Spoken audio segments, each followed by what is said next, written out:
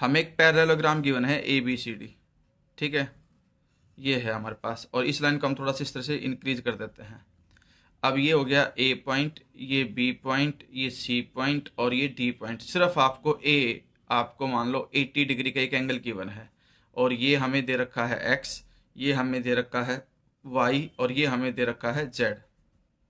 तो हम x Y Z तीनों एंगल को कैसे फाइंड आउट करेंगे, ध्यान दीजिए। अब ए बी सी डी हमें एक पैरेललोग्राम बोला गया है, इसलिए जो इसके अपोजिट एंगल होते हैं, यानी कि जो एंगल ए है वो एंगल सी के इक्वल होगा, तो इसका मतलब एक्स की वैल्यू डायरेक्टली क्या आ जाएगी, 80 डिग्री आ गई। उसके बाद देखिए ये आपकी लाइन जो है ये इस लाइन के पैरेलल है, तो जो x है वो इस z के करस्पॉन्डिंग एंगल होगा, तो जो x होगा वही z होगा, तो इसलिए z आपके पास क्या आ जाएगा, 80, ठीक है, क्योंकि x और z दोनों इक्वल होंगे। उसके बाद y प्लस z जो है लीनियर पेयर होने की वजह से दोनों का सम क्या होगा, 180 डिग्री।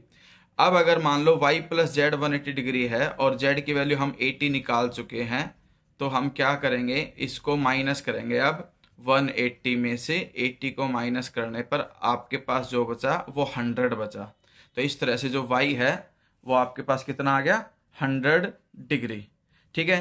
अब y 100 आ गया तो उसके अपोजिट जो एंगल t है वो चाहे कुछ भी दे रखा हो, मान लो एंगल t दे रखा हो, तो वो भी कितना होगा, 100 ही होगा।